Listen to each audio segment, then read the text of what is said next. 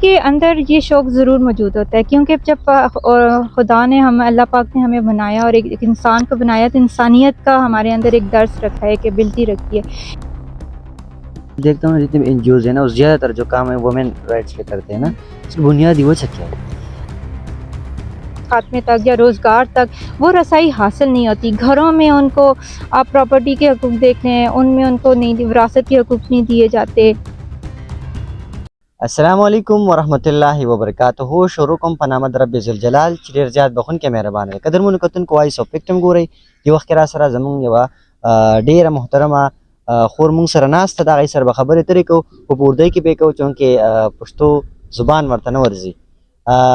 سب سے پہلے میڈم بہت شکریہ کہ آپ نے ہمیں ٹائم دیا، آپ اپنا تعارف دیجیے سب سے پہلے۔ وعلیکم السلام، بہت شکریہ شان۔ میرا نام امبرین خان ہے اور میں فوکل پرسن ہوں آئرس ویلفیئر ٹرسٹ کی، جو کہ ہری پور ڈسٹرکٹ ہری پور میں کام کر رہی ہے۔ یہ آئرس ویلفیئر ٹرسٹ جو ہے اس کے حوالے سے تھوڑا سا اگر آپ ہمیں آگاہ کریں۔ آئرس ویلفیئر ٹرسٹ جو ہے کہ ایک نان گورنمنٹل آرگنائزیشن ہے، جو کہ ڈسٹرکٹ ہری پور میں 2012 سے کام کر رہی ہے، اور ہمارے جو مین ٹارگٹ ایریاز ہیں اس میں ہم لیگل ایڈ پرووائڈ کرتے ہیں لوگوں کو۔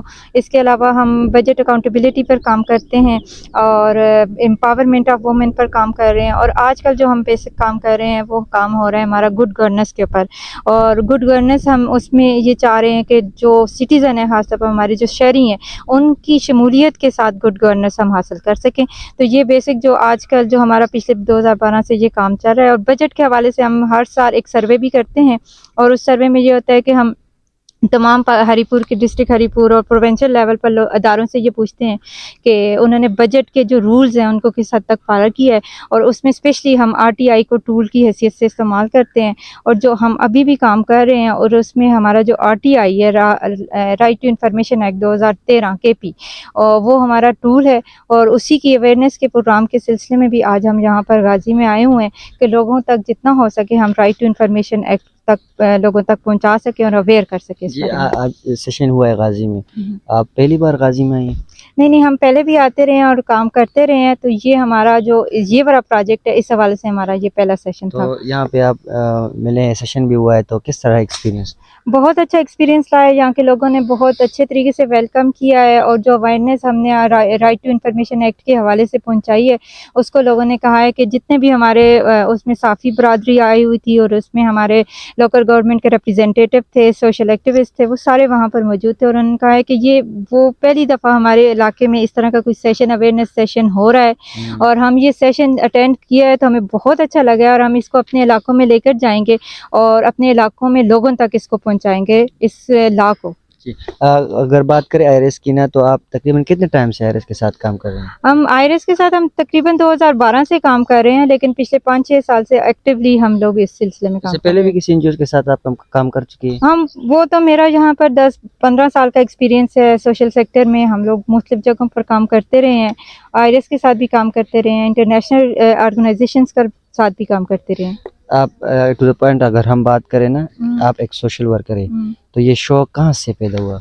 سوشل ورکر دیکھیں، ہر ایک کے اندر یہ شوق ضرور موجود ہوتا ہے، کیونکہ جب خدا نے اللہ پاک نے ہمیں بنایا اور ایک انسان کو بنایا تو انسانیت کا ہمارے اندر ایک درس رکھا ہے، کیپبلٹی رکھی ہے کہ انسانیت کی قدر کی جائے۔ تو یہ وہی چیز ہے کہ جب آپ سوشل ورک کر رہے ہوتے تو آپ انسانیت کے لیے کام کر رہے ہوتے، کسی ایک مقصد کے لیے، کسی ایک اسپیشل بندے کے لیے کام نہیں کر رہے ہوتے۔ تو جب ہم اپنے انسانیت کے لیے کام کریں گے تو ہمیں انر سیٹسفیکشن ملتی ہے، اور وہ انر سیٹسفیکشن صرف اور صرف آپ سوشل ورک کر کے، اور لوگوں کی جب آپ لوگوں تک چیزوں کو پہنچاتے ہیں، ان کو اویئر کرتے ہیں، اور ان میں سے اگر 5 لوگ بھی یا 2 لوگ بھی آپ کے دیے ہوئے میسج کے اوپر عمل کر لیتے ہیں اور آگے تک پہنچا دیتے ہیں، تو وہ سیٹسفیکشن آپ کو کہیں اور سے نہیں مل سکتی۔ تو یہ وہ چیز ہے جو ہر ایک انسان کے اندر ہوتی ہے، لیکن اس کو صرف آپ کے ڈیولپ کرنے تک ہے کہ کون ڈیولپ کر پاتا ہے۔ تو اگر ہم اس کو ڈیولپ کر پائیں تو پاکستان یا ہمارا یہ معاشرہ جو ہے وہ بہت پرامن معاشرہ اور ایک بہت ماڈل معاشرہ بن جائے گا۔ جی زیادہ تر میں دیکھتا ہوں جتنے بھی این جی اوز ہیں نا، اس زیادہ تر جو کام ہے وومن رائٹس پہ کرتے ہیں نا، اس کی بنیادی وجہ کیا ہے؟ وومن رائٹس کی بنیادی وجہ یہ ہے کہ ہمارا معاشرہ اگر آپ دیکھیں جس طریقے سے آج بھی ہم دیکھ رہے ہیں کہ 52% ہمارے آبادی جو ہے وہ وومن کے اوپر بیس کرتی ہے، پاکستان کے حوالے سے اگر میں بیس کر، لیکن جتنا اس آبادی جتنی پرسنٹیج ہے اس پرسنٹیج تک ہماری جو وومن ہے ان کو اپنی ایجوکیشن تک، बे रोज़गारी के ख़ात्मे तक या रोज़गार तक वो रसाई हासिल नहीं होती। घरों में उनको आप प्रॉपर्टी के हकूक़ देख लें, उनमें उनको नहीं, विरासत के हकूक़ नहीं दिए जाते। जेंडर बेस्ड वायलेंस बहुत ज़्यादा होता है। डोमेस्टिक वायलेंस आप देख लें, चाहे वो एक हस्बैंड की तरफ से है या एक किसी भी मेल पर्सन की तरफ से है। आज हम पूरी मीडिया को उठा कर देख लें कि जिस तरीके से रेप की न्यूज़ आ रही होती हैं, जिस तरह छोटी बच्चियों को उठा लिया जाता है। मर्दों के साथ भी हो जाता है तशद्दुद? मर्दों के साथ होता है, लेकिन जो चीज़ अगर हम अपनी औरत को अवेयर करेंगे ना, औरत को हम अवेयर करेंगे, उसको एम्पावर करेंगे, उसको वो तमाम चीज़ें, वो राइट्स देंगे, तो ये माशरा पुरअमन हो जाएगा। अगर हम देखें तो नेपोलियन की आप बात सुनते हैं ना कि मुझे तुम अच्छी माएँ दो, मैं तुम्हें अच्छा माशरा दूंगा। तो जब तक एक पढ़ी लिखी औरत और एक इंडिपेंडेंट औरत और एक एम्पावर्ड औरत जब तक माशरे में नहीं आएगी, तब तक माशरा इसी तरह की फ्रस्ट्रेशन और एंजाइटी का शिकार रहेगा। तो इस एंजाइटी को ख़त्म करने के लिए, एक अच्छा माशरा, एक अच्छी कौम पैदा करने के लिए हमें ज़रूरी है कि हम औरत के वो तमाम हकूक़ जो वेमेन के हकूक़ हैं उनको वो दे सकें, ख़ास तौर पर जो इस्लाम हमें हकूक़ देता है। हम ये कहते हैं कि ये वेस्टर्न कल्चर है, नहीं, वेस्टर्न कल्चर नहीं है, ये हमारा इस्लाम है।